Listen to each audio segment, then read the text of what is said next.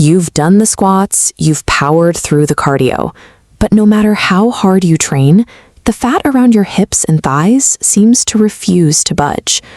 If you're feeling frustrated, you need to know this isn't a lack of effort on your part. You're simply caught in a biological trap.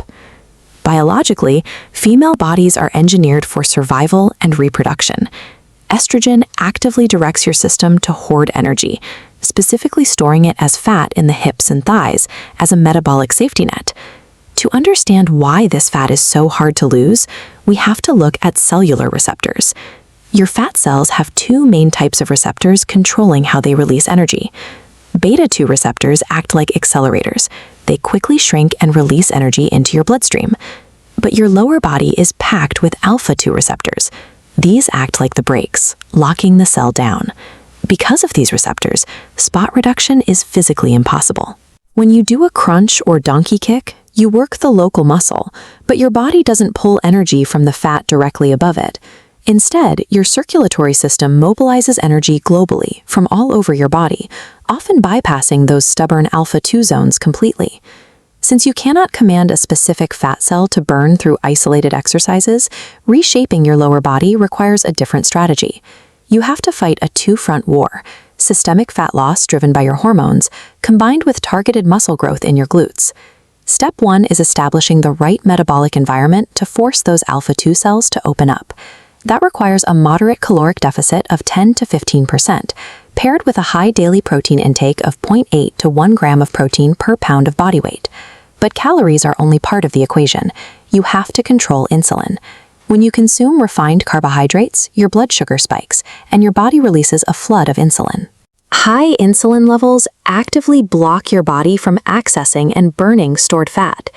This is where many people try a starvation strategy, dropping their calories to extreme lows.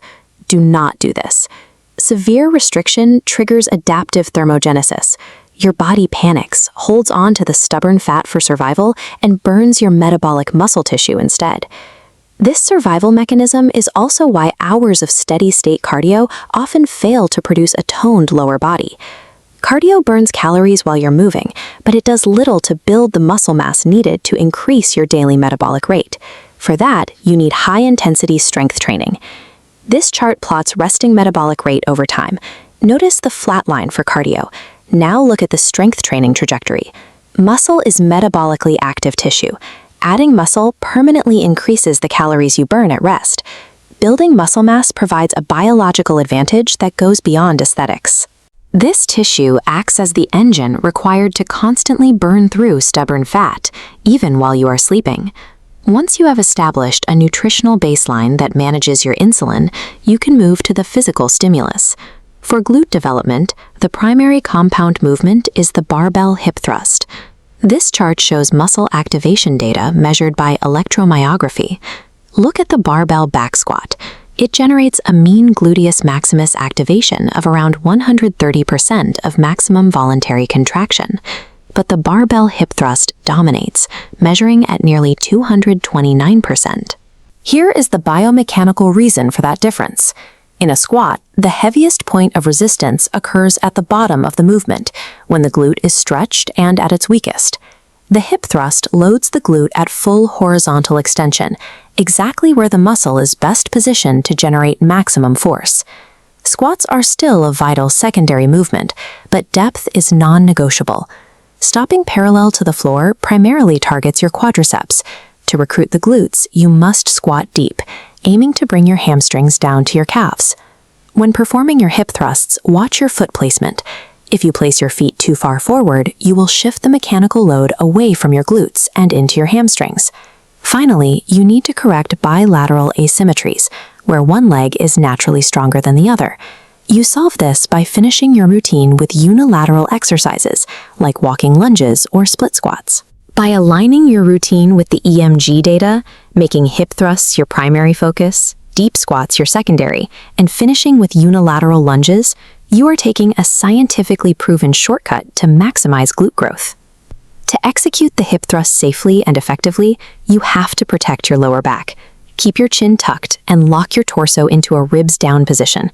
This prevents lumbar hyperextension and ensures the glutes are doing the lifting. Once your form is locked in, you must apply progressive overload. Instead of constantly changing your routine to confuse your muscles, simply aim to add a small amount of weight, an extra repetition, or better eccentric control to your main lifts each week. However, your progress depends on more than just the effort you put in under the barbell.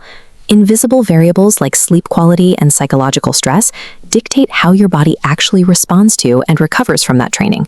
When you are sleep deprived or highly stressed, your body produces excess cortisol. This hormone chemically signals your system to retain water and aggressively hoard fat right back into those stubborn midsection and lower body reserves. If you aren't prioritizing 7 to 8 hours of sleep and managing your daily stress, the physical stimulus from lifting and your caloric deficit will be biologically blocked from producing visible changes.